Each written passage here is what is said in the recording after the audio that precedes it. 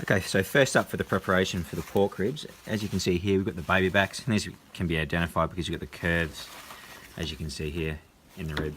Alright, first up, we're going to take the membrane off the back. This can be achieved if you get your knife or a butter knife, anything, you can just take a little nick on the corner of the bone, and you grab some paper towel.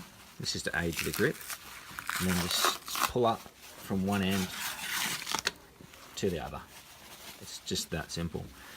If you've got anything left over here, just grab your knife again, pick up a little corner, and then peel it back.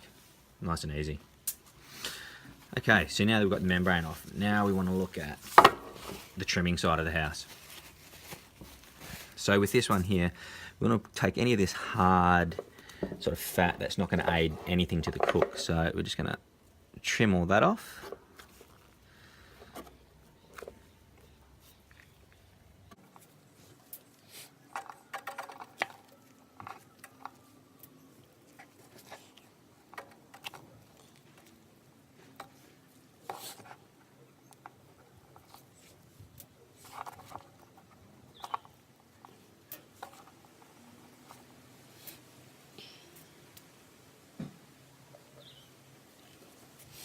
Can I see that a little bit there? We can remove that. That's not going to aid anything to the cooking.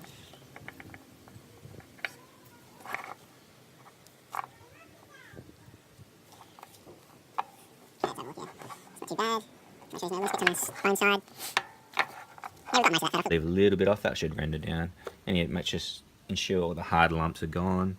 You could probably get and take that off if you wanted to, but that's going to go nice and crispy, and that will just be money right there. Beautiful flavour. Oh, now, so where we're up to now, we've taken the membrane off the back, trimmed off a lot of the excess hard fat. Now we're going to apply your rub. So personally, I use mustard for an adhering agent. So you can use things like olive oil. You can probably even use Worcestershire sauce if you wanted to. Just notice it's got a little bit of silver skin. Let's just remove that. All right, mustard time. So fairly liberal coating on the top. Shouldn't have to use too much. Something like that will do it. Nice even coating. Now if you haven't used mustard before as the gluing agent for the rub, you know that it doesn't really impart any flavour. It's just that it's one of those things that you always have in the cupboard, and that's what I use. Alright, so for today's cook, we're going to use the Honey Hog barbecue from Meat Church. So this one from Honey Hog, some of the key ingredients are the sugar, some of the salt, and obviously the honey. Now we're just going to work it from front to back and then from left to right. So nice, liberal shake, getting a nice even coat. Pretty simple. I like to use my hand as a bit of a guard. It also pushes the rub up into the sides of the bones. Now we'll shift, go from back to front. Give it one more coating. On the edges.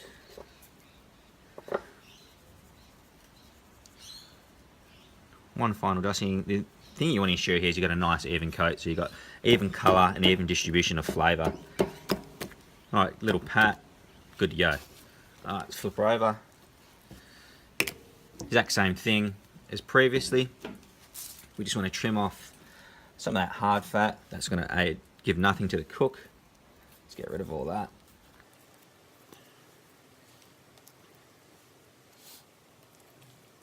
Yeah. With the baby backs, I quite often find you have some of this meat left in the back. Personally, I leave it on. As I said before, that goes nice and crusty, and that is just bags of flavour right there. Alright, now that we've got rid of most of that fat, we'll go the mustard route again for the gluing agent.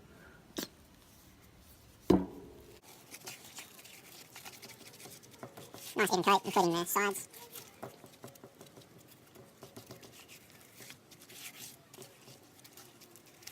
Alright, same principle as before, front to back, left to right, even coating, keeping your hand as a guard, just to aid with getting onto the sides there.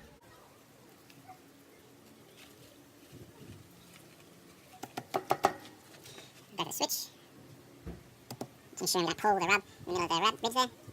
Just make sure we get all sides.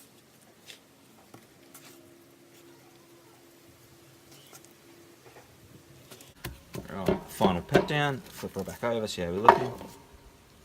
As you can see, already starting to cure. Get a bit of meat sweat, so to speak, and I'll just give it one final dash before we wrap it up.